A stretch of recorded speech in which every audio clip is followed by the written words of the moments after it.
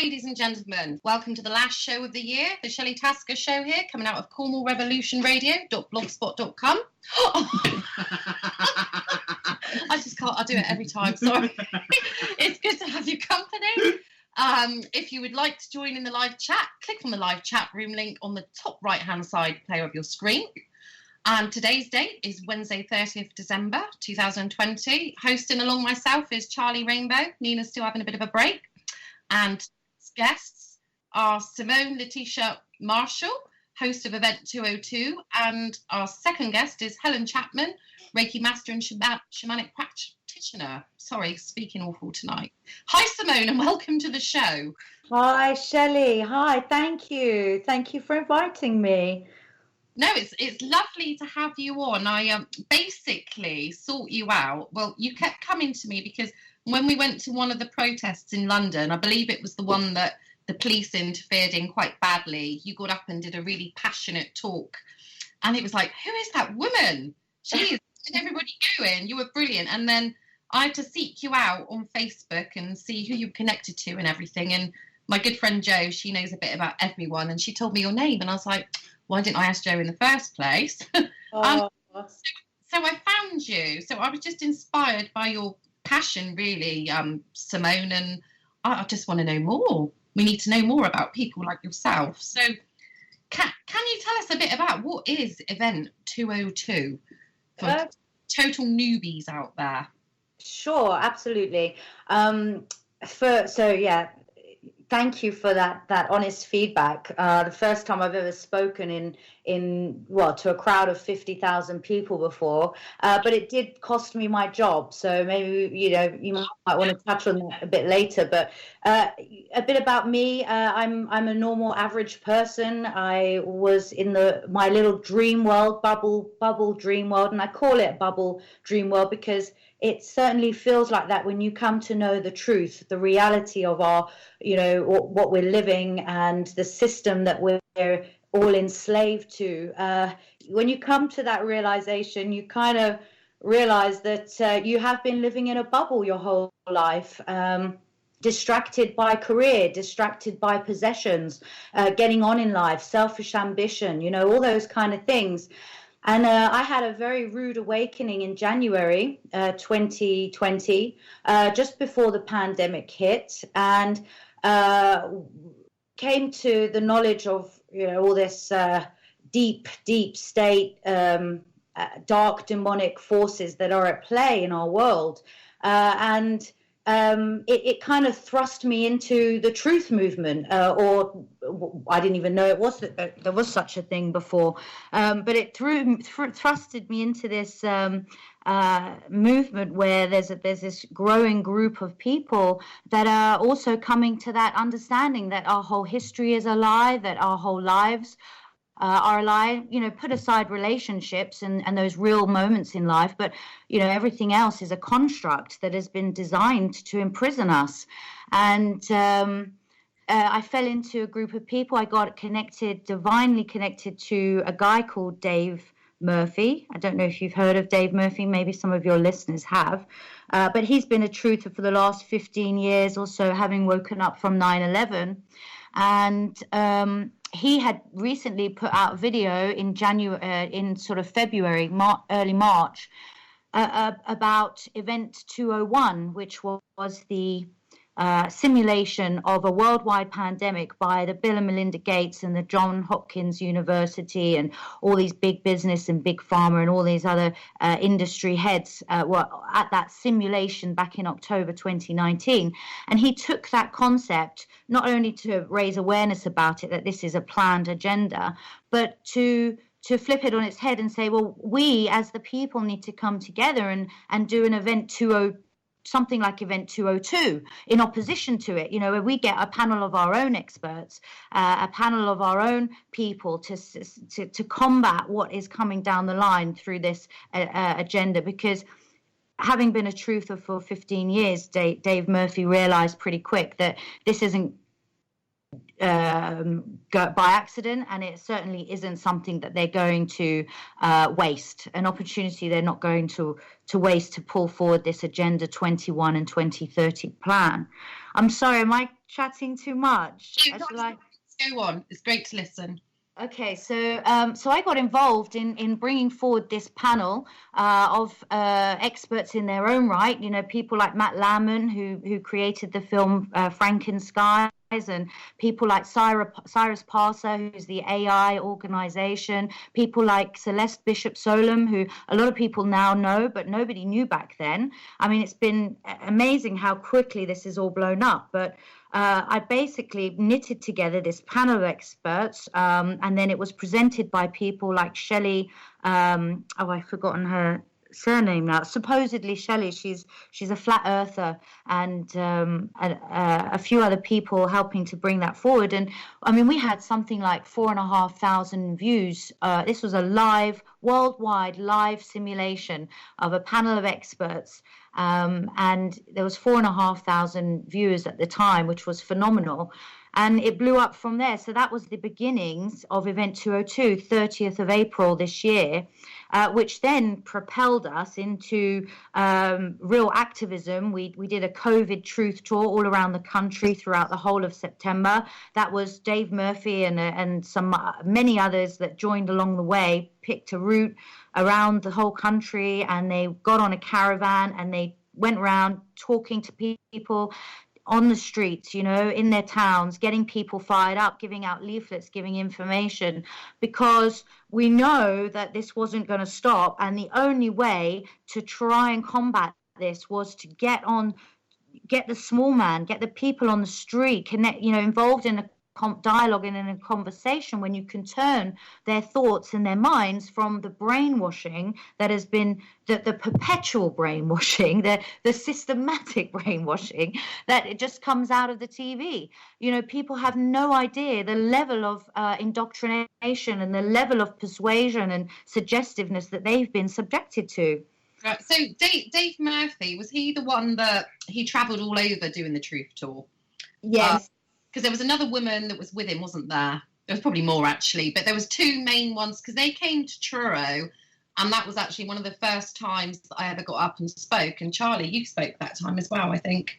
You got up and that man, I mean, I don't know if he actually realises what he's done, but his little travelling, I mean, you know, there wasn't much of a turnout, but people started coming and listening, and he just got people to stand up and speak, and it was awesome. So credit to him. Oh, this is so beautiful to hear that, Shelley. You know, to know that it has been inspirational for people, that it's touched them, it's moved them, it's motivated them to go on and do more. You know, look at you with this show. It's incredible. I wanted to do this for a long time, and this has kicked me all into the last few months. But no, when he came and did the truth tour at Truro, yeah, there was a few of us that came, and like I said, it was the first time that I ever spoke, and it was encouraging to, I mean, that man's done an amazing job, hasn't he? Really has. When you don't know anybody and it's just a few of you turn up in a spot. And anyway, credit to him and credit to you as well. I didn't realise you were part of all of this big thing as well, so that's fascinating. Yeah. So I mean, that's practically what we've done, and then we were involved with all the London the big demonstrations that went on in London for the September, October, November, and now we're looking at something completely new as well. So yeah, it's just been totally full on. I think for us now, we've become a bit more of an advocacy and advice kind of centre, because what's been slowly happening, as you'll know, over the last few months, they've tightened up on, these tiers and restrictions, and the police have got really heavy-handed, and they've just been arresting people left, right, and centre, dishing out fines left, right, and centre, intimidating people. They are targeting individuals who who are fighting back, who are resisting. They are really oppressing the people right now. And most of the people that are being oppressed have no idea how to handle themselves. They have no idea how to defend themselves and how to protect themselves from this. And so we are looking at the moment in a new project at the moment to bring forward something for the people that's a bit more transparent and a bit more helpful, something for the people. I can't give too much away at the moment because it's still working. We're still knitting it together, but we've got a good team of people who want to come on board, who are, I'm going to say ex-police, ex-military, ex-veterans, who want to help empower and equip the individuals on the ground. And I particularly want to get free training to all individuals under the age of 18 and those who are, still students studying, because one of the reasons why we're powerless or end up being victims is because knowledge has been lost. And people don't know their rights. The Constitution was taken out of the schools in the 1950s and 60s. The Constitution and our Bill of Rights and common law has been subjugated by statutes, and the police are no longer taught it. So all they're taught is to carry out orders in line with statutes and acts. And this is a real problem because it's it means that those who are not educated don't know how to, as I say, defend themselves or even know any remedy of how to access the courts, how to access compensation and things like that. They just pay the fines and get on with life, or they ignore it, bury their head in the sand. And we can't do this anymore. We can't allow our people to get harassed and trespassed against in this way over and over again, and these police, these lawbreakers, not being held accountable.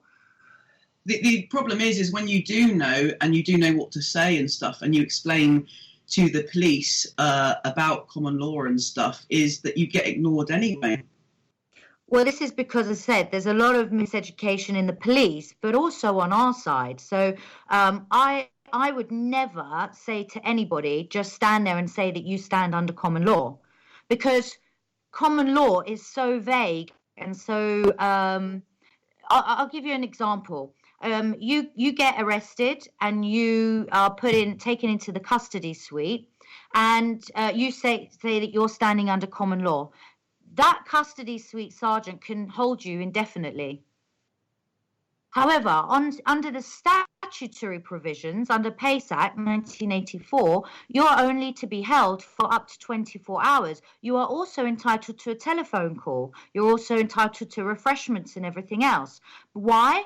Because the statute was there to help give shape and a bit more direction to common law. But people are uneducated, right? So they don't know the statutory realm, and then they go out saying that they're under common law when they don't know the common law realm either. Sure, it's so much to learn. It's yeah. Well, I mean, look, there's no such thing as a paedophile in common law because there's no age of consent. People right. need to wise up, that common law is absolutely foundational. It's absolutely essential for us to know because it's our God-given unalienable rights. That's where it derives from. And it's no man is equal, but no man is above any other man. We're all equal. But we do have to navigate through this very carefully if we don't want to get hurt or if we don't want to come unstuck. If you don't know the system and you don't know that, those very simple, what we have to do, and this is what part of this operation, this project that we're working on now with all these different people, is we want to help people understand how to navigate through this and take it to the court if there's been crimes committed against them, get the compensation, get correction of behavior in the police. And also, if we can take these bricks out one by one from the bottom of the wall, that wall's going to crumble. That we can start to prove that their legislation is bullshit. Sorry, I might not be able to swear on this channel, sorry. We can prove that the legislation doesn't work, that it's irrelevant, or that it's not right, so you get it repealed, or we get behavior correction, as I say, or we get justice, we get compensation to the victims. What is your advice in a situation, say, where people have gone to a protest and the police aren't listening to anything that they're saying, and what could happen is they could end up like pushing them and stuff like that? What would you advise people before it gets to the point where the police are being violent? What would you advise for them to do? Yeah, look, the thing is, what people also have to recognize, that the police are operating on orders, right? They're not, for the vast majority of the time, they're not there they don't want to hurt you. There's a lot of good policemen, but once they've been given orders to go in heavy-handed, to disperse, to issue, public order, to breach of peace, whatever it is, they will go in and do that, regardless of what you say to them. So the idea is, don't be confrontational, always remain in honor. If a police is harassing you, record it, make sure there's two of you, record all the evidence, but don't get yourself into a situation where they're just going to, annihilate you, cross over you. Because if there's not enough of you in the crowd, they will do it. And you don't want to be hurt. Just don't be stupid, But if there are crimes being committed, abuses of power, discrimination, all those kind of things, and it's very clear and evident, make sure you've got the evidence, make sure you've got the police name, the badge number. The first thing you do is you phone them up and you report it as a crime to their specific unit. They've got to investigate it, right? You've got the evidence. That's the first thing. Then you put in a complaint. You put in a formal complaint at the IOPC, and you want to follow up from that. Now, if they don't investigate their crime, then that adds to your court claim when you want to put it through, when you want to apply to the court to make a claim that, for the crime, one, for two, they haven't investigated it like they're supposed to.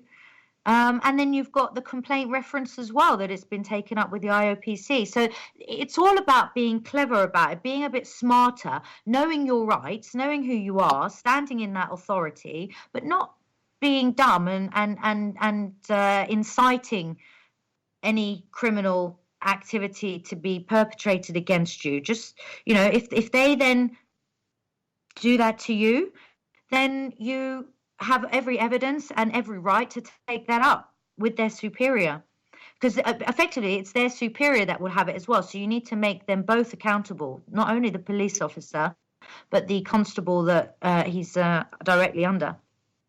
I think a lot of people could do that. And I think a lot of people probably have, actually. We've been at a few protests where the police have become heavy-handed and, not good at all. So it's not good, because it really is sowing such a distrust and divide between us. Full view then, Simone, that day of like the police that came in at the back, because we were all like told to sit down. And then were they police officers? Lots of people believe that they were, security. Yeah, security, because they weren't dressed. Yeah. Did you have a full view of all of that going on? I put in a freedom of information request, actually, and they wouldn't disclose whether they'd had or had not hired contract. So leave that to your own imagination. But when you put in a freedom of information, they can always come back and say, well, on national security this, we can't give you that, and under this legislation we can't give you that. So they always give you some nonsense as to why they can't release that information. But there's a very good there's a high chance that they used private security or Serco contracted, some kind of security arm that are less qualified. I mean, let's just face it, most police today they're underqualified. So this is part of this project that are moving forward with ex-police, ex-Met. They are going to be training people up to a security SIA accredited, certified, if not higher. Actually, it will be higher. So this is about us raising the bar. You know, we've got to know what they're operating within, and also know how to pick holes in it, due diligence, evidence it, and get prosecutions, because they can't keep getting away with what they're doing. And what's coming up ahead is going to mean there's more of these incidents that happened. I've just seen tonight the lady that went round videoing the hospital recently, Debbie Hicks. I don't know if you've seen her Facebook. She's just been arrested tonight. The police came in her home and arrested her in her dressing gown for doing a video of a public hospital being empty. This is madness. Now, Debbie Hicks, if you are listening to this, I've seen your video, please get in touch, because this is the kind of thing that I'm helping people with. I mean, number one, you don't let police into your house. I think people who are actively on the streets right now, who are actively doing things like yourself on radio stations, on their Facebook pages, they need to be mindful that any moment they can have a knock on the door and it's the police. And they need to be thinking, what am I going to do if police are knocking at my door? What language am I going to use? What am I going to am I even going to put something on my front door now saying private property, you know, do not trespass, and if you do, here's a fine. Do you know what I'm saying, Shelley? Because this is going to get worse, and your listeners really need to get with that concept. When we did a rally a couple of months ago, it was all quite worrying, because it was one where Lance Murdoch came down and he was arrested, and our 19-year-old activist, she was arrested as well. And I mean, for a few days, there was a few of us organisers, we were all like, every time the bloody door knocked, is it the boys in blue? You know, and one night it's like, I had to tell my 7-year-old all the time, don't answer the door, don't answer the door. And I just probably would have shouted out of a window, asked them what they want, because you don't have to let them into your house. But it does get worrying. And of course, one night there was a knock on the door rather late, and after all the kerfuffle and finally going to the door, it was a bloody Domino's pizza delivery for my son. Funny. Oh. But yeah, I put up a sheet yesterday, tied it on the gate, and I thought, do you know what? I wonder, is that an arrestable offence?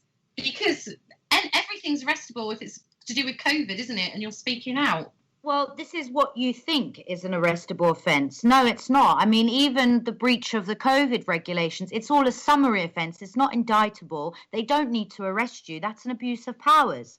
Yeah. You know, if you are, like, if they're telling you to leave, and you're not leaving, you're just being belligerent, and you're blatantly being belligerent, they're going to arrest you. Because then they see it as a breach of peace. They've told you, and you're not moving on. Whilst we are assembling ourselves and gaining knowledge and wisdom and insight into all these things, we don't need to go into their, net. We don't need to fall into their trap. We just need to, keep ourselves clean and, while we get organised, because this is coming, Shelley. I mean, look, people who are going out right now doing notices to care homes, to schools, they're getting real kickback. Your listeners need to realise that there are Freemasons that run this, a lot of the high places in a lot of the towns, cities and regions. Okay, that means they're a racket, they're a brotherhood, they stick together, right? So I had I'm dealing with the shop up in the north that has been harassed by the police, right? But it's not just the police. They got the fire service involved, and they got licensing or something from the council involved. Now, what they're doing is, if you are actively resisting, actively putting your name out there, saying, giving notices to the chief constables, giving notices to the schools for all the testing and all of this, well, what they're doing is they're then it's a conspiracy. They then conspire. I mean, these three individuals, these police officers, right? They're from Durham Constabulary.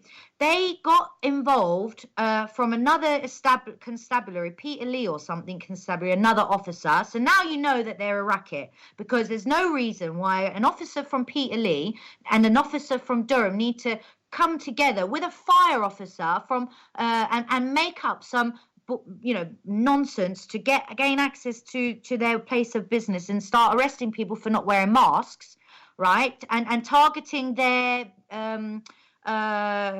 customers who are there to buy food and taking their cars off them. I mean, this was a targeted event. It was a conspired, and there's so many more stories like this, Shelley. I'm sorry, I'm so passionate about it. It makes me so angry.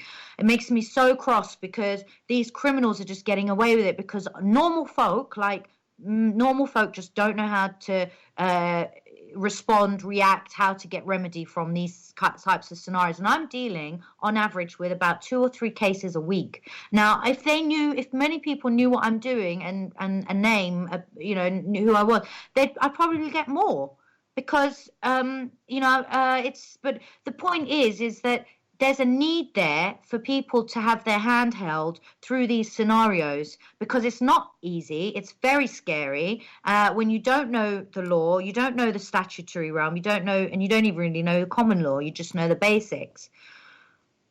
So, yeah, people need to realise. No, they do. I mean, I've had messages from a lady tonight and she's curious and she wants to know and she's asking me about mask wearing. Where is the law that says you don't have to wear a mask? Well, I can't find a law that says you don't have to wear a mask, and maybe I'm not searching hard enough. But all I can see really is that it's not mandatory, and mandatory means it's not a law, doesn't it? Yeah. Is it? What's your advice on that, Simone? Because she's somebody as well. She's really doubted. She wants to take off the mask. And I believe her only argument to get out of it is by stating a law. Because if the law says she doesn't have to wear a mask, she'll choose not to wear a mask. Yes. There is no law. Let's just start with this. There is no law that can compel another man or woman to do something against their will. No law can ever compel anyone to do something that they do not want to do. We have something called the Bill of Rights, 1688-89. You can go about your business in your life as long as you're not causing any harm or injury or loss to anyone. You can travel across the land without fines, impositions, taxes.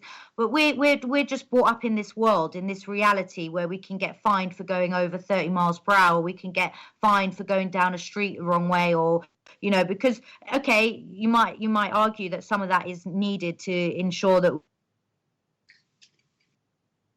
and stuff, but a lot of them are put in place to create revenue.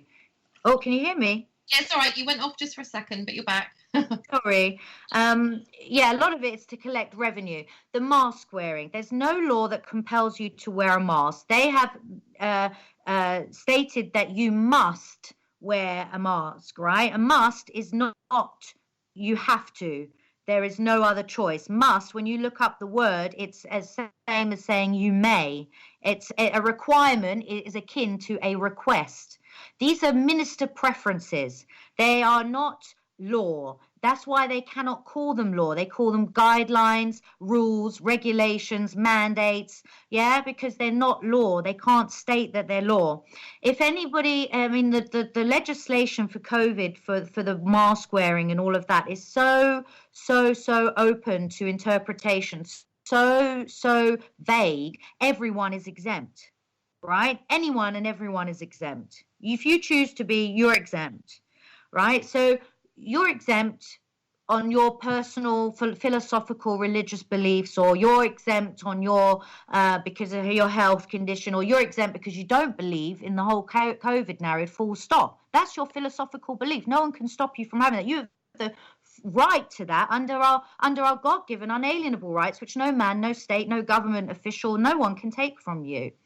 So you don't have to wear a mask. And if anybody says, where's your mask? You can say, I'm exempt. If they then take it any further than that, they can be fined up to £9,000 under the Equality Act 2010 because it's discrimination.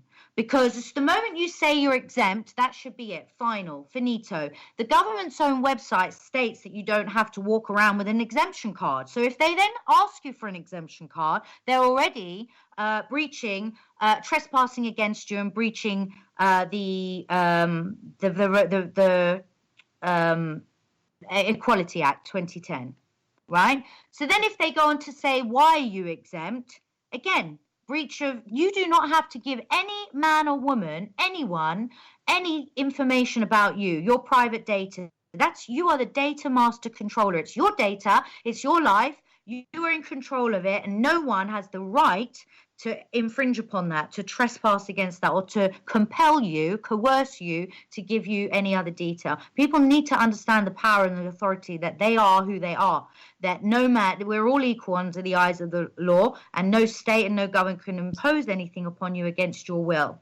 And this is why they have to ramp up the propaganda. This is why they have to make it a socially, you're a social leper if you don't wear one. This is why they have to get our communities to police it, because they know that it's not law. They can't force you to do it, but it reinforces their bullshit narrative. Sure. So, yeah. Does that help? Sorry. It does, most definitely, because nobody's... Like you probably get questions from people, and I don't want to diss them because they're looking for ways out. But I think a lot of it, when it comes down to it, is they're looking for that lawful reason. Yeah. They don't feel safe. Whereas I'm fortunate, I'm strong enough to just be, I know what's right. And, nobody questions you. I might have been asked a couple of times, but a couple of times, that's all really. But for lots of people, I believe a lot of people, if there was a law stated you don't have to wear a mask. Now, I know that mandatory doesn't, means obviously you don't have to, but for them, that's not enough. They just need that final clarification because they don't want to be, persecuted when they go shopping. I mean, I know lots of people, they wear their tabards around their neck. I don't wear a tabard because I feel confident enough that I'm exempt and walk on by. But lots of people, they wouldn't dream of going in that shop. And, if that helps, then that helps them, doesn't it? But I suppose it's going beyond that and feeling good and feel strong enough in yourself to be able to just say, I'm exempt. Now needed to wear a badge to claim your disability.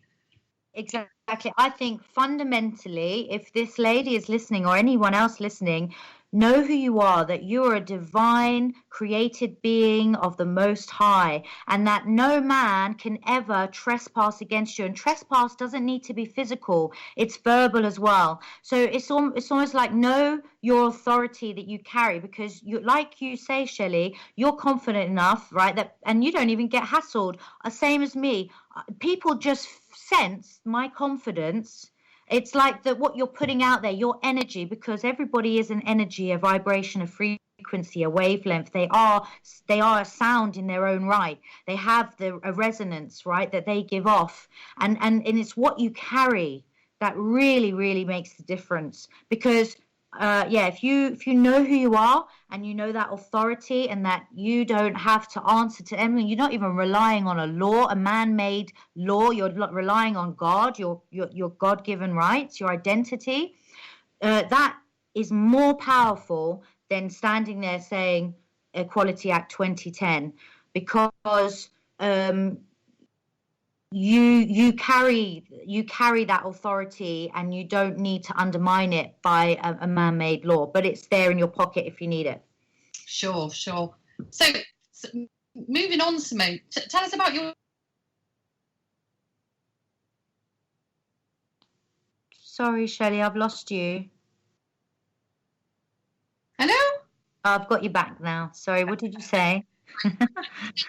Yeah, tell me about your job. What job was you doing and how did you end up losing it?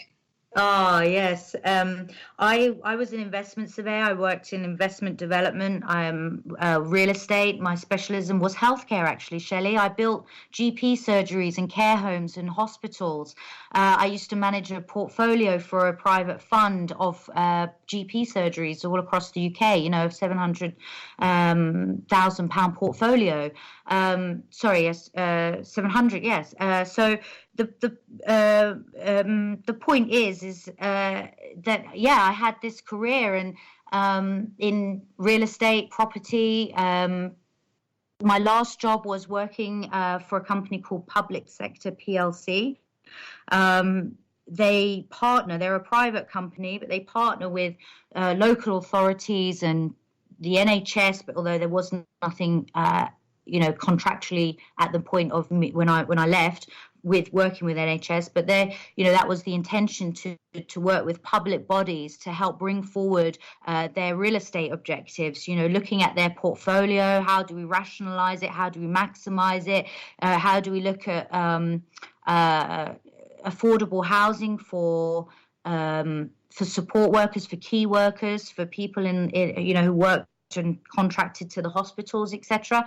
All those things. That's the kind of projects that I ran and worked on. But then I obviously woke up in January, and I was working all the way through to October, but very much behind the scenes, actively trying to figure out what's going on and how do we get over what's going on, and, you know, trying to work out where this is all heading.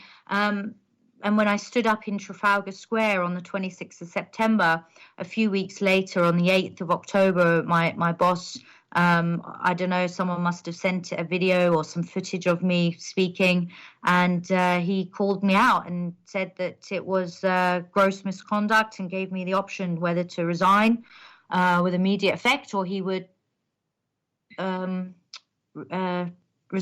sack me. So I had to make a very quick decision, and I wasn't enjoying the job anymore. It was very slow anyway, working with local authorities. They just take forever and a day to make any decisions, and they're wrapped up and steeped in policy and red tape, as you know, working in the NHS. So I wasn't enjoying it anyway. Having learned that my whole life is a lie, and that my whole career and my house and my car and everything I've worked for, and it really does mean nothing, because this evil that is coming at us at a rate of knots is not going away, and it's been here for decades, centuries, even thousands of years going back, because they're, you know, it's all connected to bloodlines, and we're only heading one way, as you know, and what's my job? It was meaningless. I need to do something that is important, that's going to make a difference, that can help people, that can, I don't know, you know, it just didn't sit with me right anymore, doing something that was meaningless, purposeless, you know, just a distraction to what's really going on. So what are you looking at doing? Obviously, you're not working at the moment. Well, I say you're not working. You're not getting paid for your activities. And you spend many hours, I'm sure, like the rest of us, researching and looking things up. But so you're just sitting on that at the moment. Have you got any, any idea what you're going to do in the new year? Or are you comfortable enough at the moment to be managing? Well, it's been 2 months, and I haven't even had an opportunity to look for another job. I have, you know, I've been all right. Look, you know, I've been able to save before this happened, so I've been, you know, I'm a bit okay. But I think come end of January, February, I'm gonna either need to go back into the jobs market, or this business project that I'm working on right now, which I alluded to a couple of times. I'm hoping that this will come off. This is about building a vast national network that people can tap into at any time, and get redress and remedy. And we know now that there are so many more people awake and wanting to do something, but just don't know what. And we're hoping that this is a platform to do that. And so if that doesn't come off, I'll be having to go back into a jobs market. Well, you'll have fun trying to find one, won't you? Because they'll all be gone soon. And what job can you get without wearing a mask? That's what I want to know, unless you work for yourself. Exactly. Yeah, I mean, I have a small photography business. I don't have to make a huge income to get by each month, because I live with my partner and we split the bills. But I'm just in the midst of producing flyers, actually, to just people near me, elderly people that will accept an ex-NHS worker who can't wear a mask, who would like their shopping done, any housework done. I don't need many customers a week, and I'm sure there are going to be lots of people out there that would like that, you know. I'm being abundant, so I've got an overdraft, so it doesn't matter. And like you, I've managed, you know. So, yeah, so what are your relationships like with your family and friends since you've come out with all of this without being awake and being a full-on activist? How has that affected you? Well, to be honest, I live on my own. And my family are in kind of really very much spread about, most in London and North, like Hertfordshire. So where are you based, Simone? I'm based in Surrey. Surrey, right? Okay. Yeah. How is my family? Well, my mum and my brother, they don't believe it, so they don't walk around with masks and they don't socially distance, so that's good. And I know my aunt feels the same, but the rest of the family, I have no idea because I haven't really spoken to them. That's really sad, but I believe that they are more likely, following the crowd, following the narrative, because that's their mindset. And I've shared a couple of things in the family chat and no reply whatsoever, no comment. So I kind of get the sense that they're, it's like, let the dead bury the dead. It's a sad situation we're in, because this whole thing is blowing families apart, dividing families totally. But that was always their agenda anyway. And those that are awake feel even more isolated than ever before. But this is why we need to really build upon our communities, really. But yeah, I'll tell you what else happened. I mean, as if this year couldn't be any mad. The night before, I got a call from my boss to give me the heave-ho.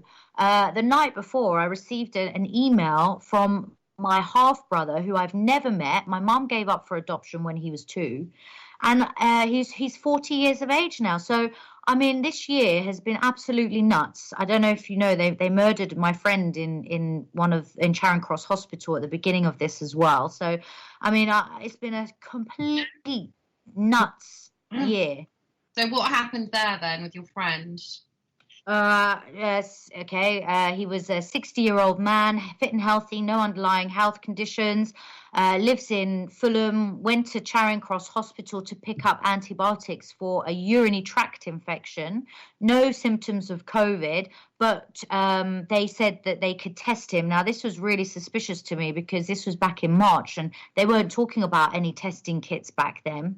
They said, because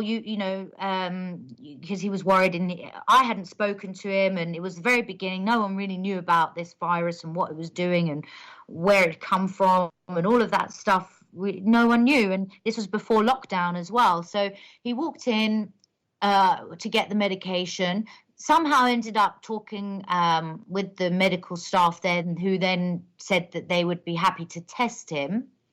He ended up staying in. The test came back after a few hours saying positive. He then got scared and remained in the hospital. They didn't send him home. They didn't tell him to go and isolate.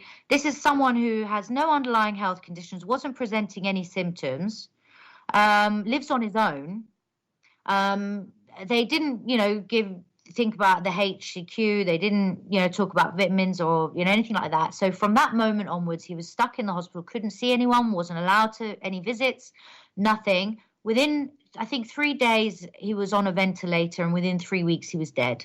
Oh, my God. Tragic. Absolutely disgusting. I couldn't go to his funeral. This is one of my best friends. He may as well have been a dad to me. Oh, I'm so sorry.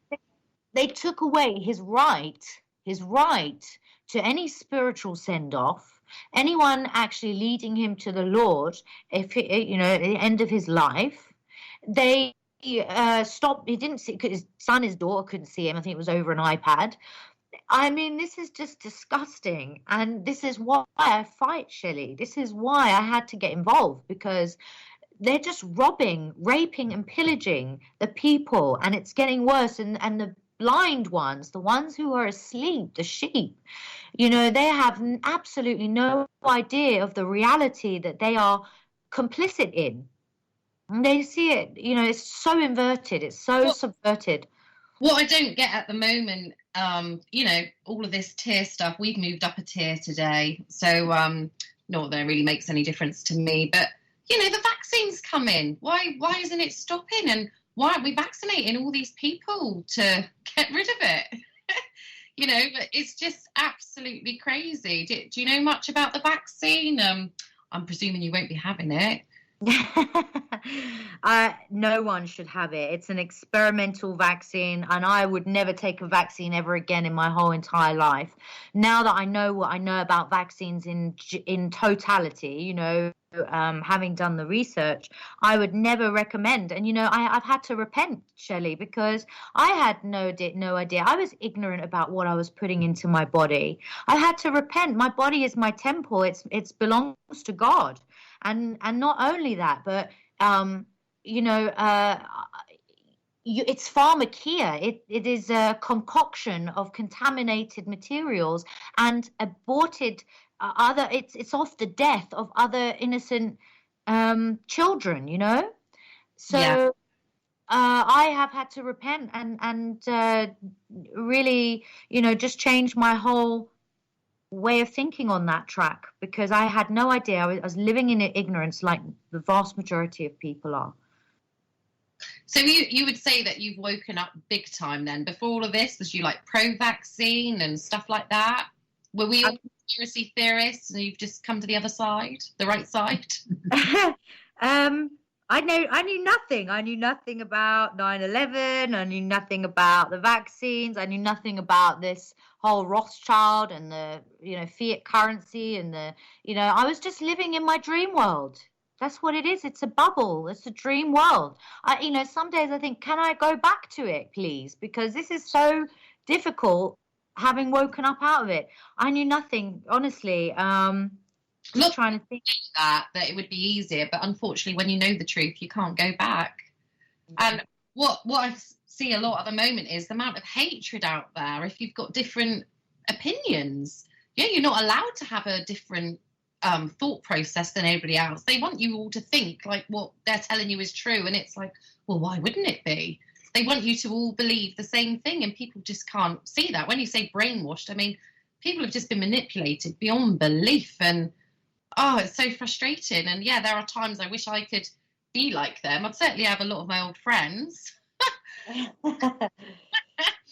But, I kind of think, and probably just like you've got a whole new family now with all those awake people. I mean, I've got friends all over the country now that that hold rallies, and obviously they're big freedom fighters in their area. And I think actually COVID has brought everything out into the world. So I think we have got it to thank for something, because it was all slowly coming anyway, but it's brought up everything, all the whole Bill Gates Foundation, all the history of what's been going on, that we've known what's been going on for a long time. I've been awake for probably 10 years or so. Wow. But yeah, and I mean, I've been posting for years and people have always thought I was nuts, and now I'm really nuts. But hey, that's their perception of me, and I don't take it on board. Not when I'm having a good day anyway, I think I've been a bit quiet the last couple of weeks, because it's like if you post anything and all the arguments start, and it's like I can't deal with that negativity. But the last couple of days I'm like, right, I'm going to post what I want. If you don't like it, delete and block. Yeah.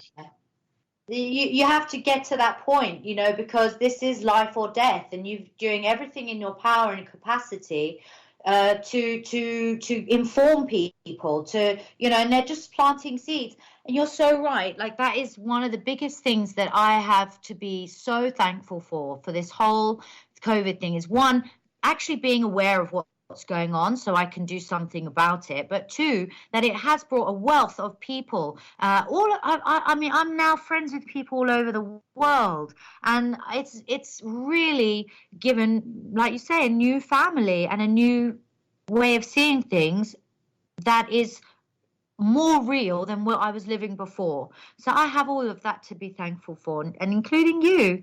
You're amazing. To finally step out of your comfortable lifestyle, your comfortable, mindset, and say, no, I need to do what I can do, what is in my power, what is in my hand to do. Because if I don't, somebody could be injured, somebody could die. It makes a difference. Thank you. I couldn't cope with work. I was then being asked to do COVID swabs and something and stuff, and it was like, no, I don't do that, sorry. And it was mainly the mask wearing. But I do miss my job. I really do miss that job. I think about it a lot, and especially like, you know, it's like I say, I've got an overdraft, and I'm quite confident that the world will provide, because I've also learned that we don't need loads of money. We don't need material objects. It's about now. And, you know, you walk past something, don't you, see it, you think, oh, I'd like that. And then in 2 minutes time, you've forgotten about it anyway. They're just material items. I would like a bit more of a flow of money, wouldn't we all? But I don't go without anything, Simone, just like I'm sure you'll experience as well. When you get to your point when your money runs out, you'll find a way, because you can create your own future. And unfortunately, there's a lot of people, they're stuck in dead-end jobs that they hate because they can't make that decision that they can be strong enough and provide for themselves, etc., you know? It's so true. We've lost that. That's what they've made us believe. This is part of all the social engineering, social conditioning, the brainwashing that has gone on, the indoctrination. 12 years in an government-sponsored indoctrination camp that teaches you how to be a consumer, that teaches you how to compete against your brothers and sisters, that teaches you how to obey, to conform. I mean, that's why they put everyone in uniform, right? You've got no identity. You're going to conform. Learn how to conform from a very young age. Learn how to obey your masters, your rulers from a very young age. This is what we subject our children to from the ages of 1 to 7, which is the most informative years of any child's life. I mean, that is the sponge point.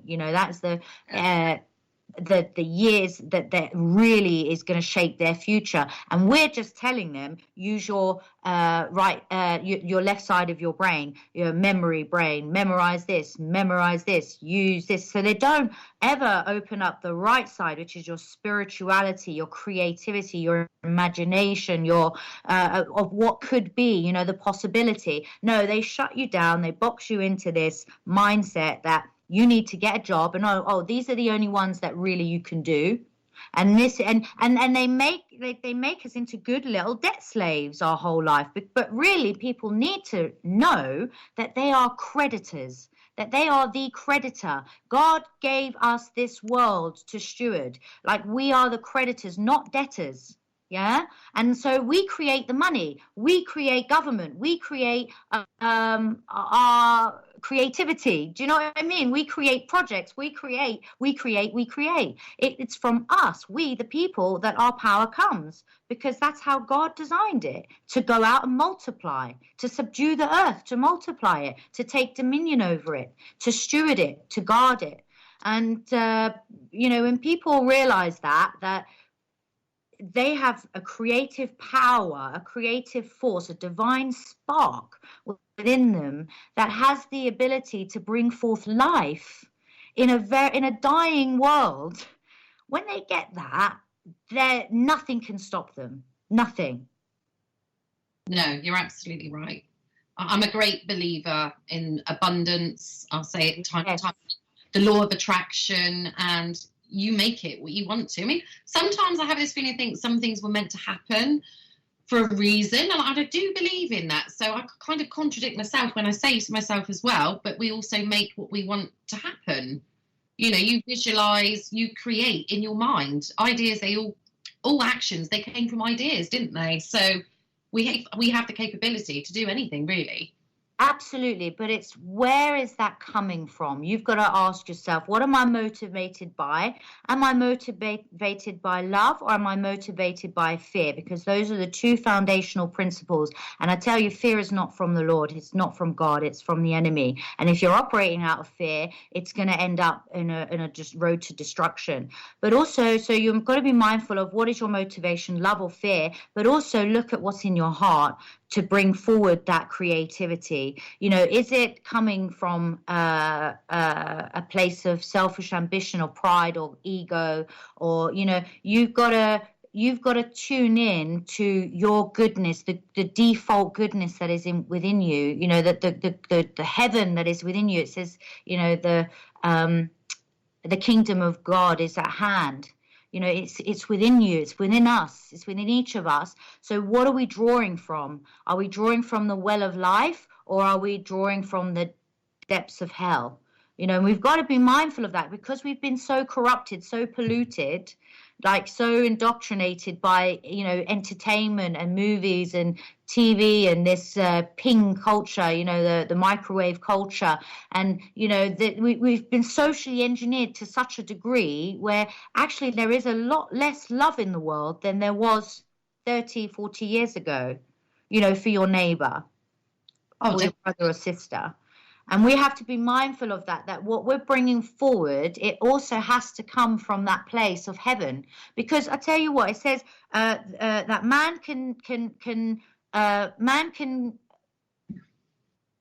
what is it? Man can walk his path, but God directs his steps. Yeah, so that's it. You know, man can derive a plan, but God directs his steps. So you need to have orderly steps to get, you know, if you've got a dream or a vision for your life or something that you've always wanted, it's a seed that was planted within you from before the foundation of the time. And that, you know, if you water that or you allow God to water it, it will bring forth life. So you got to, you know, don't allow those seeds to be corrupted by the world. Don't allow those seeds to be corrupted by someone said to you or a man's opinion or thought, you know? Sure. Yeah. Take away all negativity. Yes. Sorry, we're getting really deep. Sorry. Deep stuff, that's fine. Yeah, so you're obviously quite a religious person then, Simone. Would you class yourself as a Christian? Okay, I wouldn't say religious and I wouldn't say Christian. But just purely because they are religious terms that are associated with a system of control and they're not really from God. But I would say in a simplistic way, an answer is yes. But I believe in Yahweh, I believe in God the Most High, our Creator, great I am, you know, God Almighty. Yes, absolutely, I believe in a creator. Am I a Christian? No, the Christian is not a biblical term. I'm a believer. I'm a believer in the Messiah, our Savior. Yes, but even Jesus, the word Jesus isn't, you know, that comes from. We've got to be very careful. I mean, when I say to you, you know, we've been lied to about our history and about our technology and about science and all these things. Our Bible is another one that has been corrupted. You know, it's been bastardized. It's been corrupted by debased Latin, grammatical. There's grammatical deception even in our English Bibles that we read today, and that's all by design to take you further and further away from the truth. But yeah, I believe in the word of the Most High, and I believe in our Messiah, Savior, and I believe in the doctrine. You know, that is sound doctrine. This is good advice. This is good teaching for hitting the mark when it comes to the way God wants mankind to live. So yes, I follow those principles. Very good stuff. Yeah, I love it. No, I love it. Anyway, we're going to have to close up now, finish up for the first half. We are listening to CornwallRevolutionRadio.blogspot.com, and perhaps you might be interested as well, Simone, on the website. There is something called the Names Game that my dad wrote. He believes that this under common law, you've just got 3 words: reserve all rights. Anyway, I'll ask you to have a look at it. I know there's lots of different perspectives under common law and stuff, but have a look and get back to me. Let me know what you think about it. Thank you. But thank you so much for coming on the show and having a chat tonight. And I'm sure I will see you at one of these rallies and events soon, and we can meet in person. But it's a real blessing, and keep up the good work and what you're doing. Oh, you too. Thank you so much, Shelley. You're awesome. Take care, my darling, and you have a lovely, happy new tear. Yes, tear free. Bye. Take care. Bye. Good evening, everybody, and welcome back to the second part of the Shelley Tasker Show. Lovely first hour with Simone Marshall. Helen has just joined. I'm a bit late because Dad's been yapping through the break, and he's... Anyway, Helen, welcome, my darling. Hello, well, lovely. How are you? good, thank you. I'll just quick introduction. Yeah, Helen Chapman is a shamanic practitioner, a Reiki master. It's wonderful to have you on the show, Helen. Thank you, my darling. We have it'd be nice to have a bit of a spiritual ending, I feel, to see out this year, as it's been so crap from lots of people. But where I love it with you, you always come from your heart, you always come with gratitude, and I don't think I've ever seen or heard you moan about anything, actually, Helen. Never? No, I do occasionally. Yeah, I've never heard you moan or complain. But yeah, you've certainly saved my back earlier this year. I won't go into it because this is Helen's interview, but basically for me, I was extremely low and I got chatting to Helen. I felt very guided. I needed to speak to Helen. And we did a 21 days of Reiki self-healing. And I believe I came through that 10 times stronger than what I am now. And I owe that to you, Helen, because I wouldn't have done half the stuff I've done in the last 6 months if it wasn't for you giving me that strength and, you know, turning within, basically. So thank you. No, I mean, as I said to you when I said about teaching you Reiki, that to be honest, I'm just a facilitator. I help to awaken the inner healer that's within every single one of us. It's not, yes, it's part of what I do, but it's not me, if you know what I mean. It is a fact that, you know, I let spirit work through me to help you find your own personal way. So I do have to say that although you're giving me loads of lovely praise, it's also a big testament to how seriously you took it and how hard you worked yourself.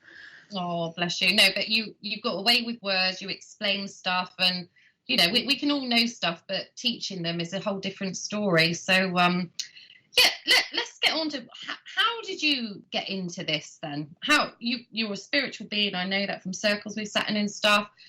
The spiritual stuff, I presume, came before the shamanic side? Yeah, I've always had, even from a child, I suppose really I go right back to the beginning, always had a way with animals, always loved almost communicating with animals. My mum said I was a child that could talk to anybody at any time, sort of, so, you know, it's like I was wise beyond my years. Brought up very religiously, admittedly, which didn't suit me because I had more questions than they seemed to have answers for me. My biggest thing was when my granddad actually appeared to me when I was 16. He was in a hospital bed 10 miles away from my home. I basically badgered my mother to go and see him because it was actually my dad's father, and they'd already split. My mum and dad had split by then. And I said, but he's going to be alone tonight, Mum. You've got to go and see him. So she went and saw him. And at the exact time that she was there and he passed, he was sitting at the end of my bed and told me that he was sorry, but he had to go. So Mum came home and sort of said to me, oh, well, it's bad news. I said, Granddad passed. And she said, how do you know that? I said, because he was here. And she kind of gave me that look. It's almost like, yes, I want to believe you, but because of my religious background, I can't say that I believe you. So I kind of pushed that down a bit, left religion alone, moved to Cornwall, got speaking to some friends about ghost hunting and bits and pieces like you do. And then I started doing my psychic development. Which I found I took to quite easily. I wasn't looking to do healing. I'd had one taster session of Reiki and thought, yeah, it's okay. Not really my thing.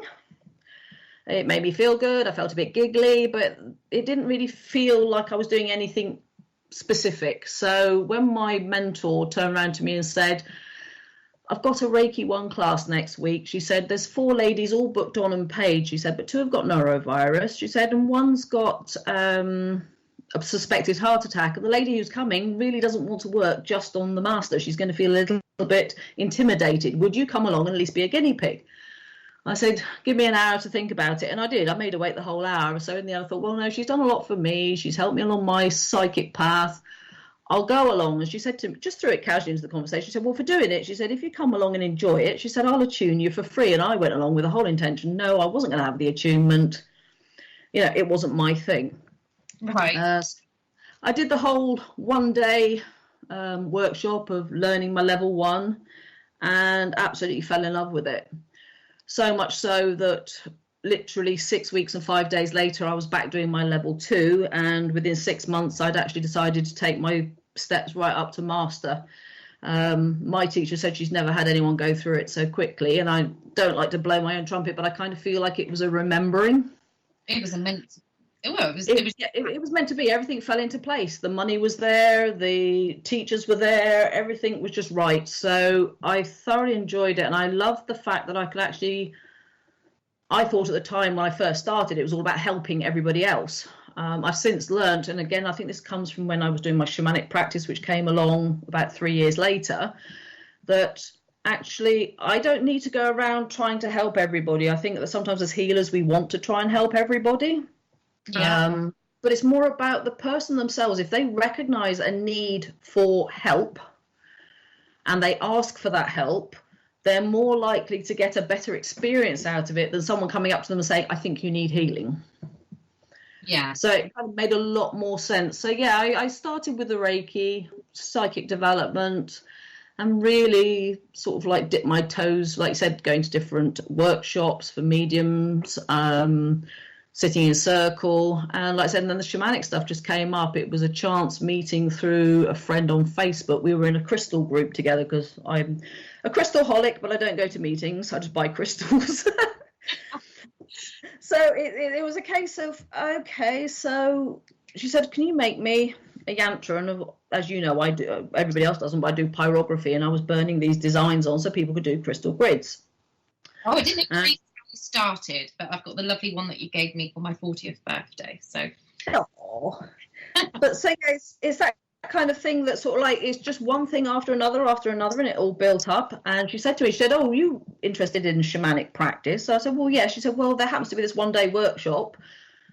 Do you fancy going as a taster? And it was literally the week after she spoke to me. So again, everything fell into place. They had a place left on it. I went up to Launceston to do it, and decided to book on and do the 18 months course, learning that way. Admittedly, looking back, perhaps I could have had a better teacher, but I think sometimes you've got to experience something to realize what is good for you and what isn't. But it's also made me realize actually how much of this core shamanism that I've studied is trying very hard not to take stuff from other cultures, but it also doesn't really have a basis in England because it's all started by Michael Harner, who's an American who was an anthropologist who studied a lot of South American cultures and basically took all the factors that were similar from all the different indigenous tribes and brought it together to give us some sort of basis, because as a Western society, we don't have that anymore. no. So yeah, I mean, I'm sort of working more now on my own, but with guidance from other people I know who have done shamanic work, and I'm reading a lot. But I'm trying to sort of like really cement it now in this country. It's kind of like everybody knows white sage, Palo Santo, all those beautiful smells that clear and cleanse and change the energies in a room. But they're not indigenous to us. They're not in our locale. So in some respects, it is becoming more of a business. And for me, that doesn't kind of sit right, that if we're constantly chasing the almighty dollar, constantly consumerizing everything, that it's going to eventually run out and lose its own integrity and passion. So I've started now working with our own indigenous plants, things like mugwort, because mugwort is the sort of thing that we would have used as a culture here in this country, and bringing that kind of element back into it. Brilliant. Can you like tell us the basis of like the understanding of a shamanic practice? What is it? Okay. There's two. Yeah, there's two kind of branches. The first one is the animistic approach, which is the basis of all shamanic practices, medicine practices, whatever, whichever indigenous culture you're in and the different names they give it. And that is the belief that everything, absolutely everything, has an energy signature or a spirit, if you want to call it that word.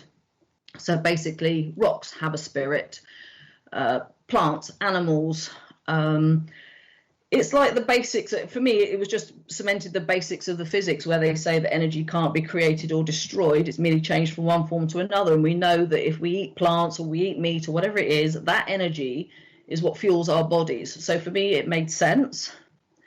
And it's just the fact that actually it's more about having respect and realizing that everything has a season, everything has a time, everything is, we force and propagate so much stuff these days. Is this why we're getting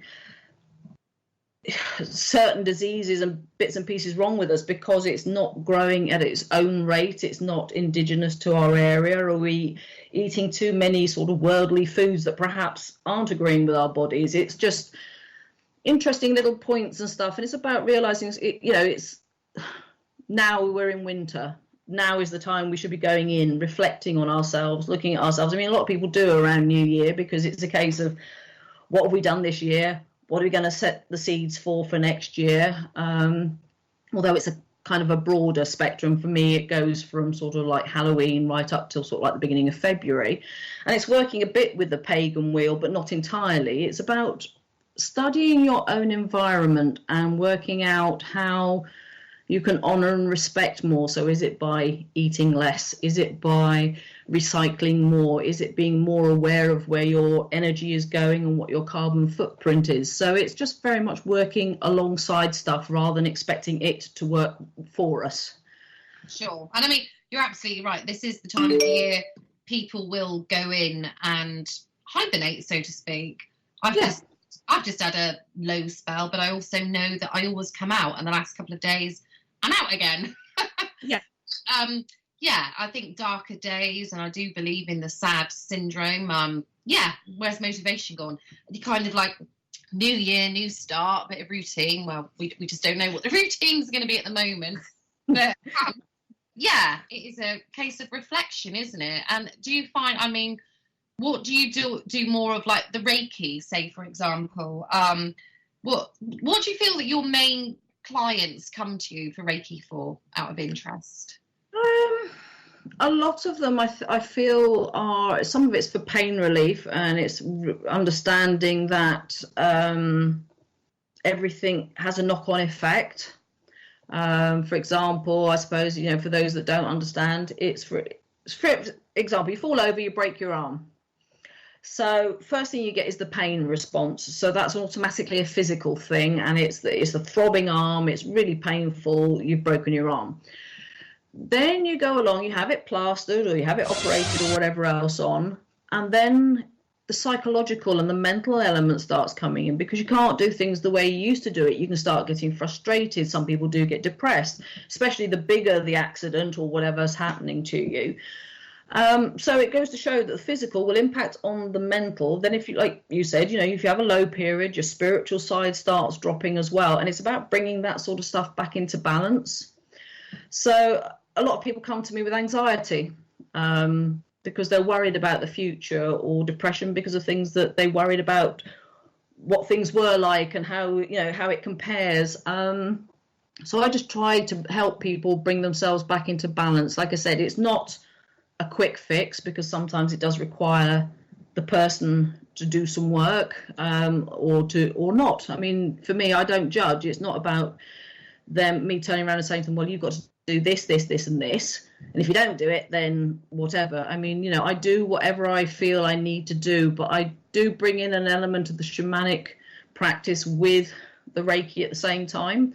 I usually use my drum to bring people down into the heavily relaxed state at the beginning, which I find really helps people relax completely, because relaxation really is the reset for your body. It's where, if we sleep at night and we sleep properly, that's when our greatest healing is done.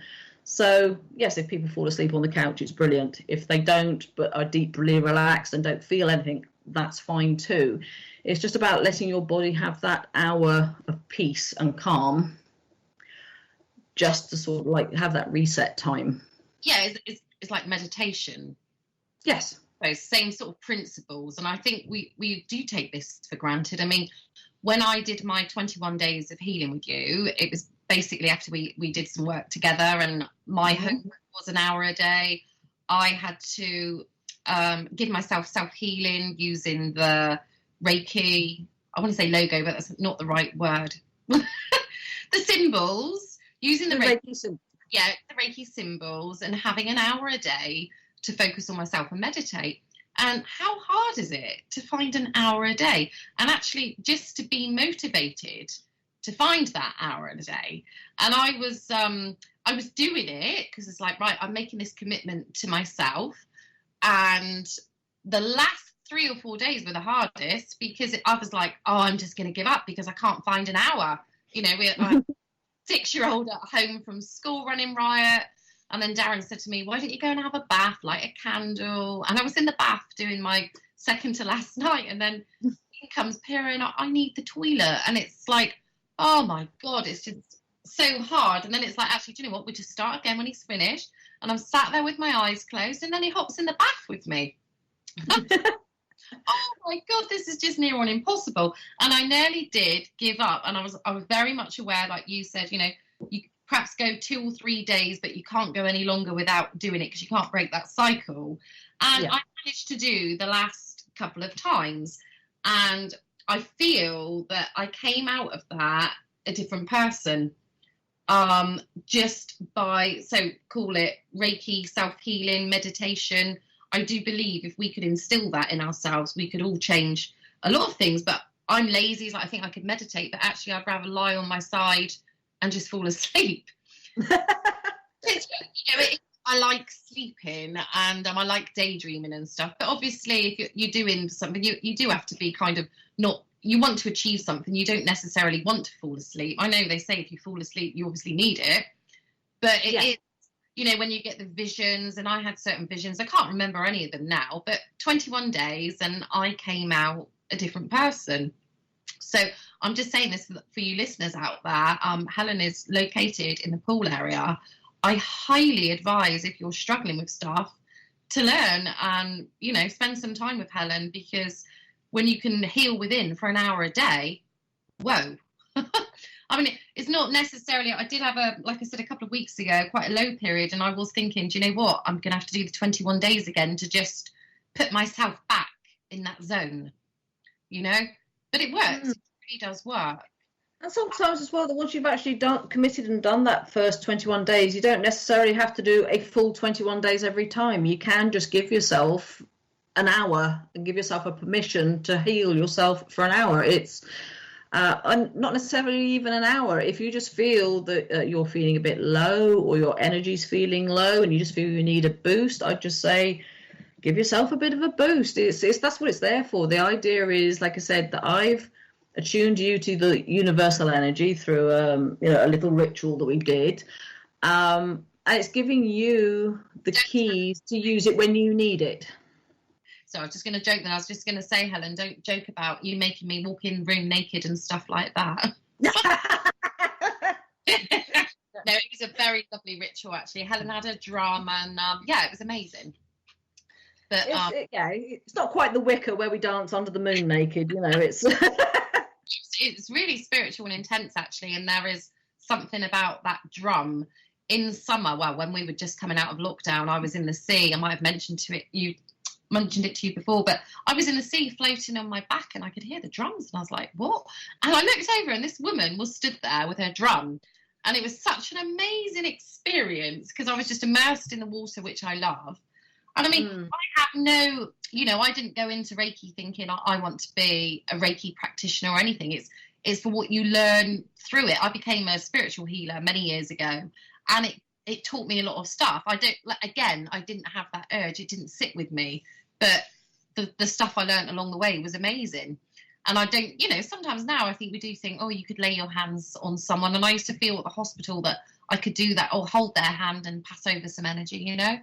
But yeah, it is a wonderful, wonderful thing. So I was going to say, I mean, it is that whole thing. I mean, I never intended to set out to be a Reiki master teacher. It was just something that happened, and I feel that I was ultimately guided towards that.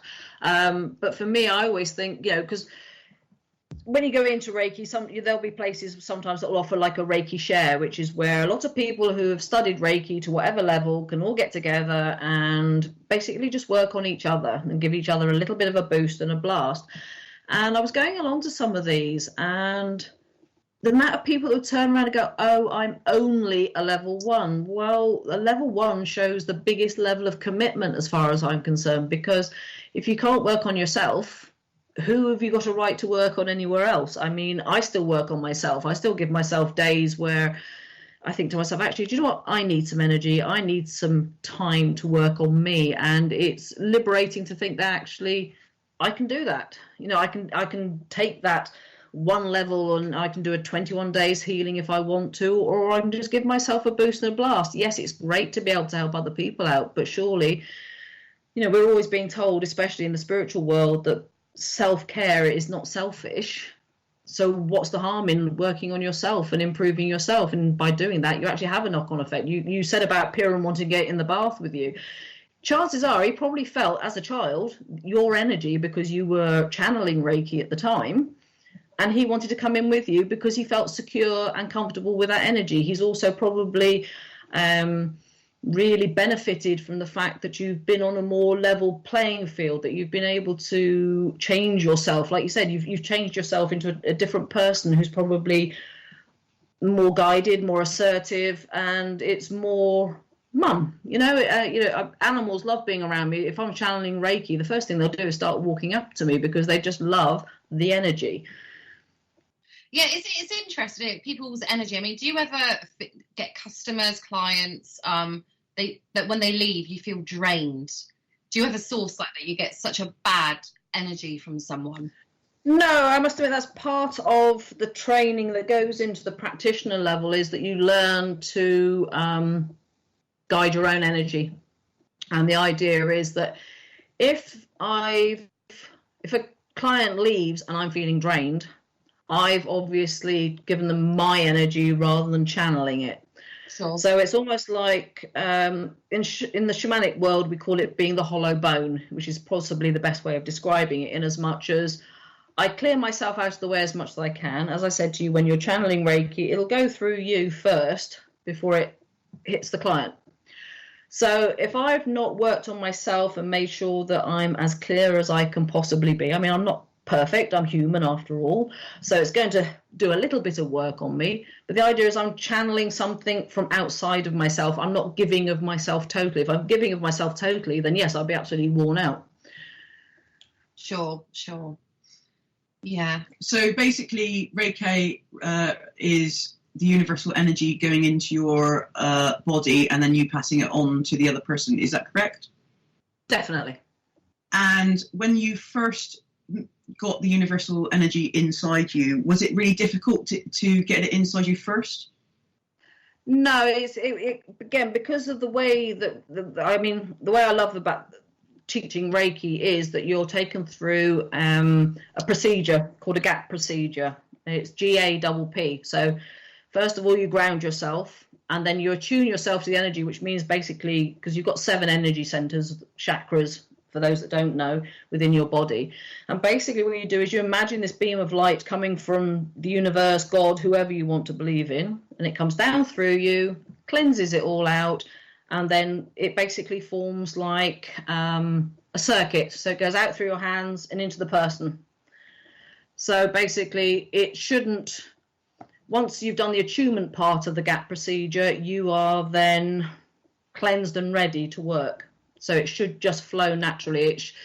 I've never yet met anyone that I've taught that has found it hard to channel that energy. But it's because of the way it's taught, I think. And it's the fact that, yes, I'm very hands-on, I'm very practical. So I like to make sure that everybody knows what they're feeling and how it's to be felt.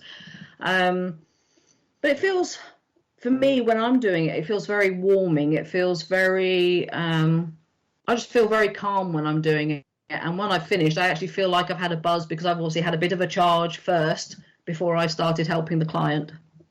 So you can get the energy into your body if you're in front of somebody?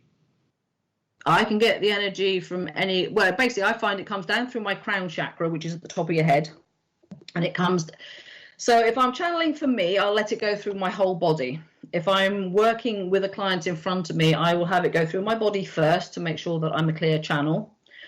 And then I have it so that, I don't actually guide it. I'll be honest with you, because I think that the energy is an intelligent form. It knows where it needs to go. But what it tends to do is it tends to go down through my head, down through my throat, through my heart chakra, and then out through my arms.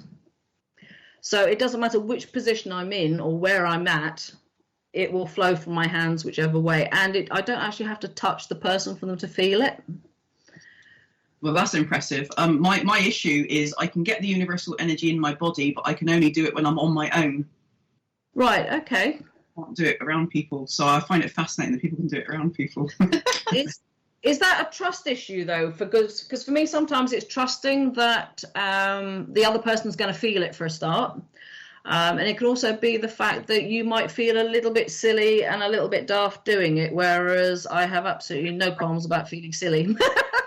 Basically feel silly because what I do to get the energy, you know, when they say Tai Chi, you have to do certain movements in Tai Chi to get the energy in. Mm-hmm. I don't have to do that. I just have to listen to music, and I basically flow with the music, and then that's what brings it in. And the idea of doing that in front of someone, to dance in front of someone, it would just absolutely be. No, I can understand that. I must admit, the more I've worked with it, actually, the more it really doesn't bother me, because, like I said, if someone's coming to you for treatment, they expect to feel something. Yeah. So if they feel, I mean, like I said, I now beat a drum walking around someone before I start an energy healing thing now. But for me, actually, it was the way that Reiki is taught. It's taught that basically the client is lying down or sitting in a chair. They close their eyes, so they can't actually see what you're doing anyway. And it's that whole, because it's a Japanese it's a Japanese-based teaching. The Japanese have a very slow and gentle way about them. So it is literally, when I start a session, the person's lying on the couch, fully clothed, of course, because obviously there's no need to remove any clothing doing Reiki. And if you get asked to, then somebody's up to something they shouldn't be doing. So basically what I'll do is I'll have them lying face up. I will then place my hands on their shoulders. And for me, that is when I start calling in my guides. I ask for the universal energy to start flowing. I've got music playing in the background. I've got incense burning, and I just find it flows. And it's kind of like just trusting that it's going to be there for you. So some people say, you know, you can do all these elaborate rituals. You can do all these other things to get it flowing. Actually, sometimes all you have to do is think it, because where thoughts go, energy flows. So if you put the intention out there, it happens. But you've got to build that trust first. So that may be a stumbling block where you've learned it a certain way, and it's just about removing that block and trying something a little bit different. Because it's useless to me on its own. Well, it's beneficial to me, but I want to be able to heal other people. But I have the nervousness to do with trying to get it in my body while I'm there with somebody else. You can practice after the show on me. Okay. That is a lot of it. A lot of it is just practice and having the confidence to know that at the end of the day, the energy is benign. It will do no harm whatsoever. That's especially in Reiki, that's how it's believed, is the energy is benign. It will do no harm. It can only do good. So it knows where it's going and what it's doing. Although if you levitate off the ground. Yeah, it's not normally a good idea to do that. Although, like I said, I must admit, if I was to recall some of the clients I've had, and because they've been spiritual practitioners as well, we have had some pretty amazing results and bits and pieces going on. But I don't want to scare everybody, because it doesn't happen to everybody. Majority of people just have a deeply relaxing feeling. They may feel warmth. They may feel cold in some places. It's all a very personal experience as to how they feel that energy. I mean, some people just literally, I say, fall asleep, but they'll wake up buzzing, if you know what I mean. It's kind of like they've woken up and it's like, oh, I feel full of energy. I feel better. The amount of times I've had people crying, and it's just been because I've moved my hands over a certain energy center and it's released something and they've started crying, or people will go away and a couple of days later, I'm in floods of tears, I've had a breakdown, I've had a meltdown, but it's all part of the healing process, because it's actually going beyond their own thought pattern and allowing the body and the nervous system to release itself without any sort of like having to revisit things, if you understand what I'm talking about. It's kind of like, you know, if someone's had a big trauma, for example, I'm an abuse survivor as a child, so I wouldn't necessarily want to go back and remember exactly what happened. But I still know that I still have to work on those bits occasionally. So occasionally, if someone does something, say in my sacral area, it will make me cry because it's an association with that past trauma, but I don't actually have to physically revisit it to be able to help clear it. So past traumas, I suppose, can be from anything that you can remember or not even necessarily remember. I know that's past trauma is anything, especially looking at it from a shamanic point of view, because probably most people, the biggest thing that people hear about with shamanic practice is soul retrieval. Soul retrieval is the belief that our souls have like a fuse. So it's like a circuit breaker. But you can leave part of your soul behind at a very happy moment as well. Because have you ever been somewhere where you've been so enthralled, so enwrapped that you never wanted to leave? And they also believe that sometimes having that good event means a little piece of your soul leaves and stays there because it doesn't want to come back with you. I'm not saying that everybody breaks away and has souls, but yeah, I mean, there was one case that I was working on somebody, and she remembered, I just happened to mention something about inappropriateness, and she said, oh my God, she said, I've just recalled that I was actually raped by a boyfriend. And it wasn't something that had been in the forefront of her consciousness. It wasn't something, she'd rationalized it because she was a younger girl. She was under the age of 16. He was older, had a car. And it was that kind of like, oh, I'll give you a lift in my car and look at me, aren't I the big girl? I'm driving around with my boyfriend. So one thing led to another. But yeah, when she looked back at it, it was statutory rape. So when you're doing Reiki practitionering, you do have to be very aware of some of these traumas that could come up that are private. But also have a list of contacts. Because like I said, I'm not a counsellor. I'm not a qualified counsellor. I'm good at listening. But I also have a big list of signposts. So it's kind of like if, something like that comes up, I've got a rape crisis line, should she wish to ring it. I've got phone numbers for domestic violence for males and females. So it's just about knowing that you've got the contacts, that if it's outside of your expertise, you're not going to leave them high and dry, but you can pass them on to someone else. But so what are your thoughts on depression? This weighs heavily for me, Helen, as you know. I like to think I'm in a good mindset when it happens now. I override it, as in like you ride that wave out. But there's people, obviously, total physical depression. What do you think? Do you think that could really be then related to something that stemmed from early childhood? Could it be just something, you know your stuff, a chemical imbalance? You believe that you could carry that on from I think sometimes it is a very personal thing, because obviously it's different triggers can set different people off. For me, I know that my depression, when I get it, does stem back from childhood abuse and feeling alone. Depression now? I do at times, yeah. I mean, this year I've had a few really dark days. I'm not scared to admit it. Admittedly, I seem to come out of it quicker and I deal with it, but I still allow myself that 24, 48 hours of actually going through it. I'd never bury it, because I always feel that if you start burying these emotions, because like, oh, I've got to carry on, I've got to keep going, that's when you start building up the pressure. So then when you do hit a really, really low patch, you're going to take longer to come out of it because you've suppressed all these little triggers on the way. So I'm very much, again, from the shamanic point of view, it's about expressing all your emotions. So if you're having a bad day, have a bad day, but it's the realization that you're having a bad day and it isn't going to last forever is what triggers the good side coming out, if you like. I do believe that, yes, there are some cases of depression that are chemical imbalance. For whatever reason, whether it's the fact that we live in we live in a world where our lights are blue, offices are blue, they're depressive, they're not natural light. We don't have enough natural light and we don't work enough in natural light. But yeah, I mean, I think there's an awful lot of triggers and an awful lot of things. Like I said, it can be the fact that we've repressed things. It can be just something as simple as suppressed grief. I mean, I say simple, it's not simple. But you can imagine, though, if someone's lost someone or lost 2 or 3 people in quick succession, that's an awful lot of stuff to try and process. I mean, one person passing can be difficult enough to deal with, but when you've had 2 or 3, can you imagine how much bigger, how exponentially that grows and makes you feel like the whole world's caving in? And sometimes it is a case of the fact that we're not allowed as a society to grieve properly. And we go through a whole series of mini deaths in our life. Again, that's the shamanic side of stuff, in as much as the baby has to die in order to become a toddler. The toddler has to die in order to become a young child. The young child then has to die to become an adult. We don't have these rites of passage so much. It's expected of us that we get on with things. I said grief.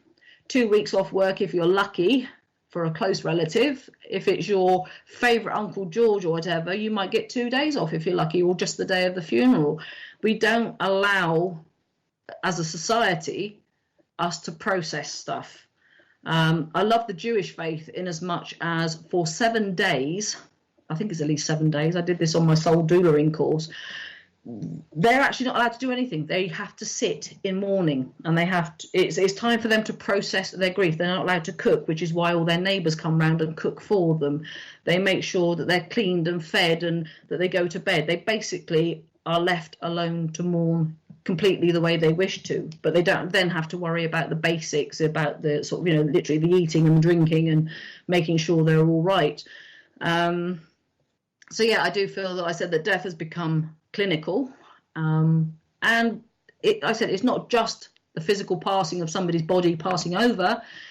It's the fact that, yeah, how many people do you know that are going through perimenopause that are berating the fact that they're no longer young 30 somethings who are virile and whatever else because they're no longer able to bear children.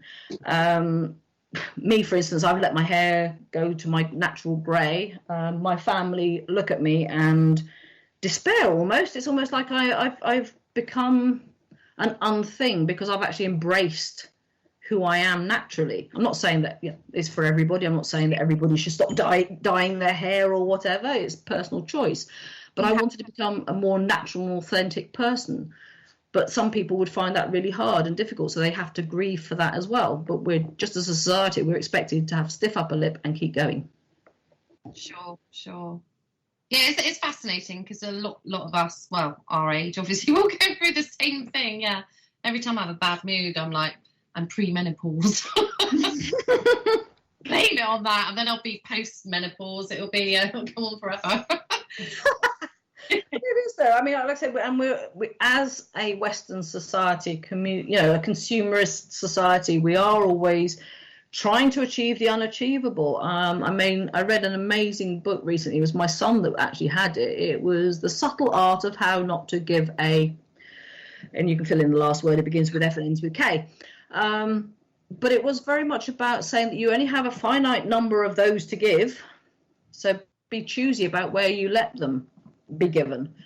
It's about defining your own path and not allowing yourself to feel everything, because sometimes it's very easy on the spiritual path to be caught up in the love and light movement and everything's going to be all right if I hand everything over, whereas actually I think we're here to have a human experience, and our human experience says that we have all emotions. We have grief, we have anger, we have rage, we have depression, we have anxiety. Some of us suffer worse than others, but it's having that whole balance. It's how, if we're anxious but something comes out right, how we feel much sweeter about our victories.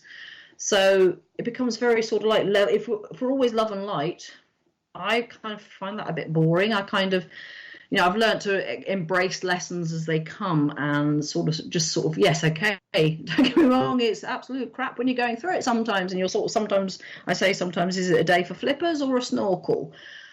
But you know that eventually the level will drop and that things will come back into balance again.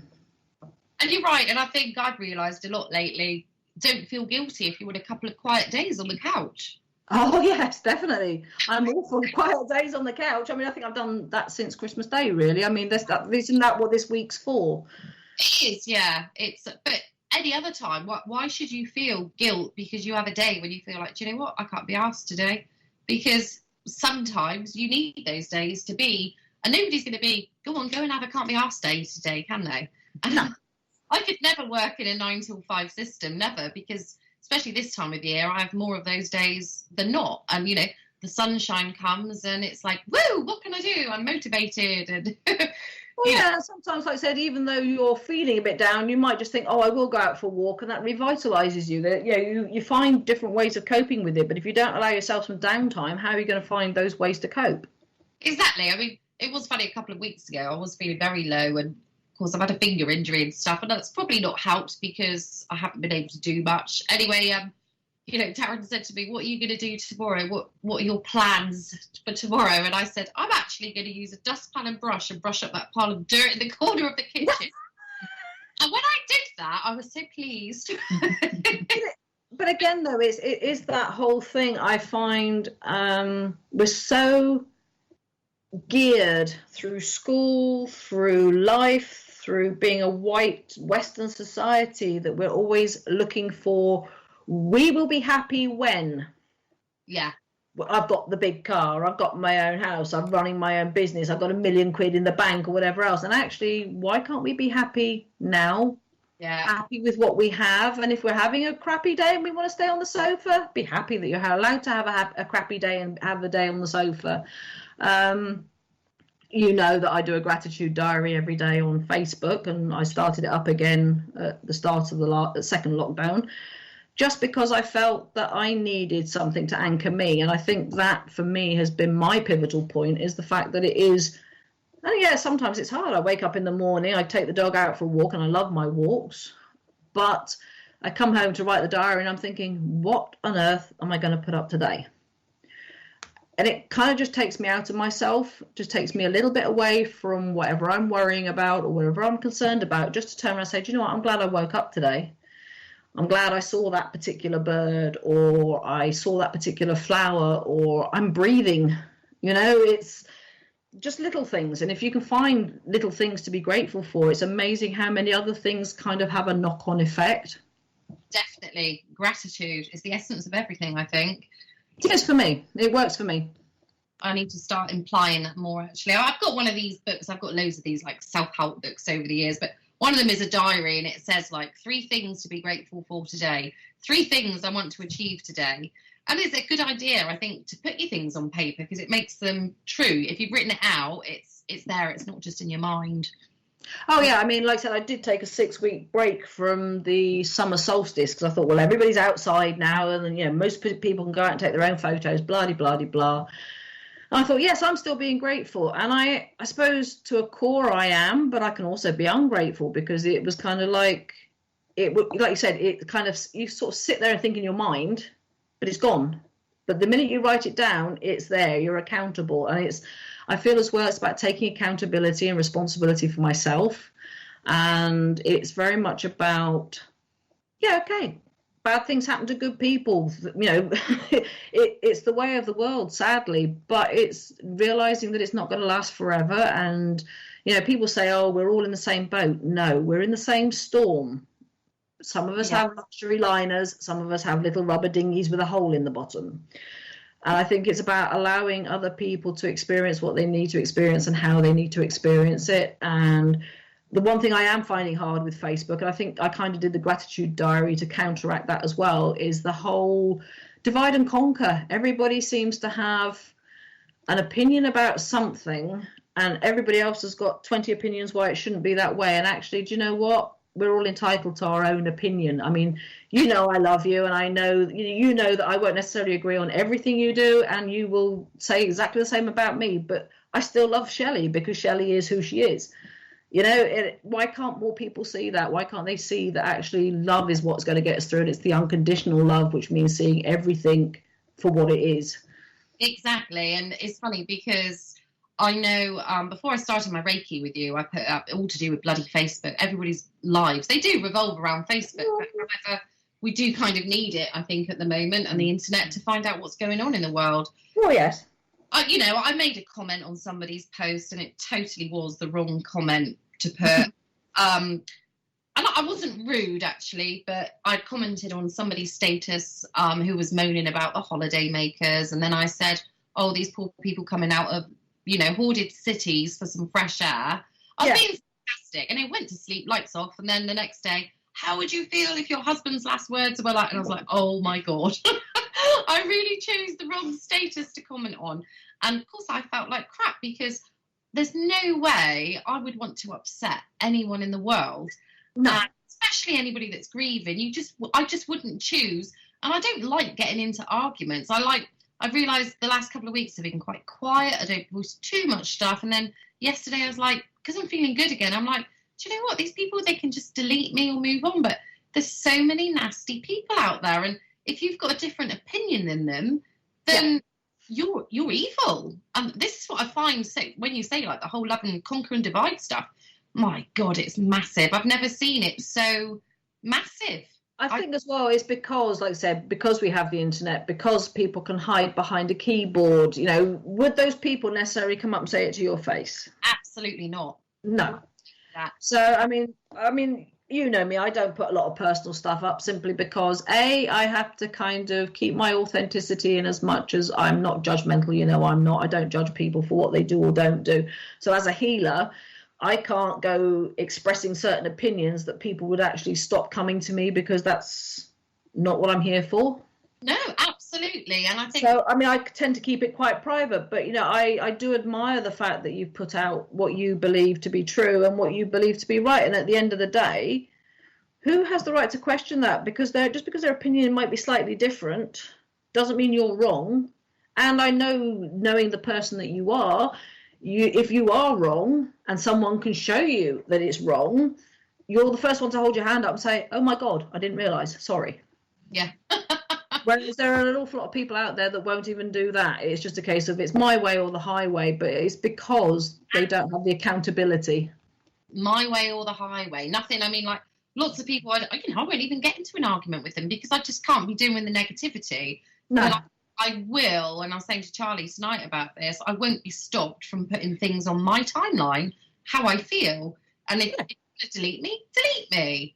But, you know, because I see things, and I'm sure you do, like, even if it's my stuff, and you can scroll on and think, load of rubbish, Shelley, scroll on. It doesn't you don't have to be kind, do you? There's what is it with this whole thing of having to have your say on somebody else's post? I mean, I've seen it in other groups as well where, I mean, I'm on one, I think was it Girls That Make Stuff? I think somebody put something up that was a taxidermy thing. Now, it's not everybody's thing. I actually think she did it really beautifully and sympathetically, and as an artist and as an art form, it was very beautiful. But some of the stuff that she had, and the moderators actually had to get on and say, look, if you don't like it, scroll on. Yeah. But people just won't do that. They feel they're entitled. We're living in a world of entitlement where we think that we're entitled to everything. And always the only way. Yeah. That's what I can't stand. It's like, just respect people for their opinions and beliefs. You know, I go back a couple of months ago, and I would call people sheep if they didn't think like me. And I'm beyond that now, because actually I can see that's wrong. I may secretly think it sometimes, but I'm not out to intentionally offend anybody at all.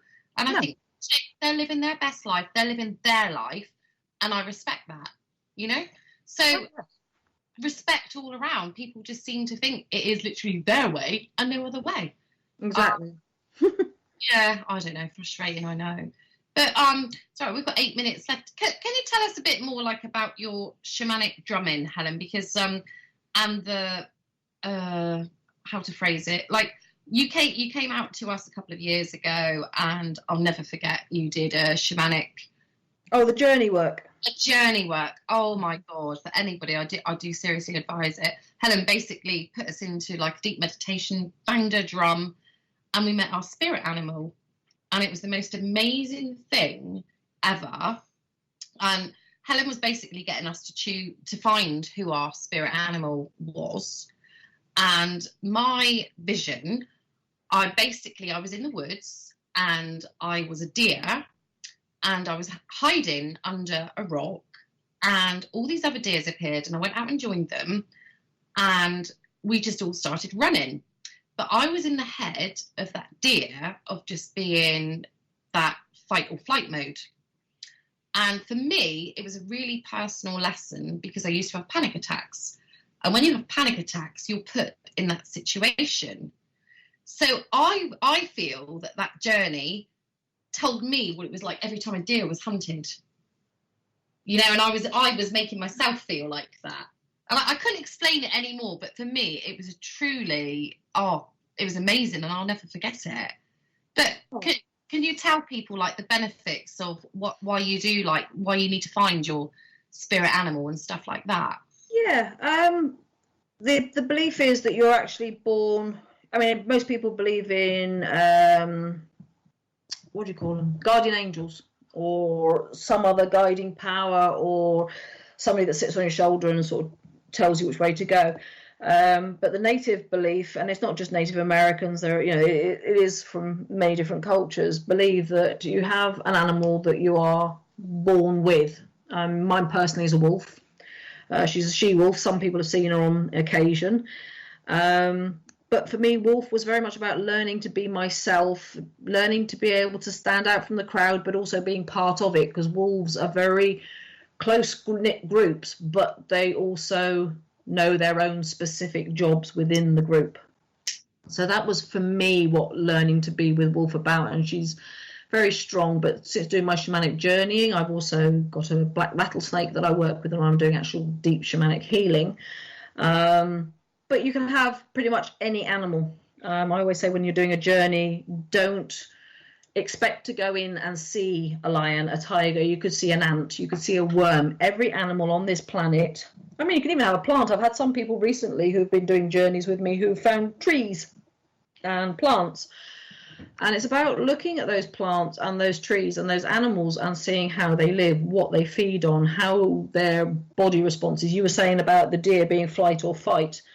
And it's very much exactly what the deer does. It doesn't think, it works on its instincts. So sometimes deer can be there to help you to navigate that flight or fight, but it will also be there for you to actually learn a lesson of how not to react like the deer.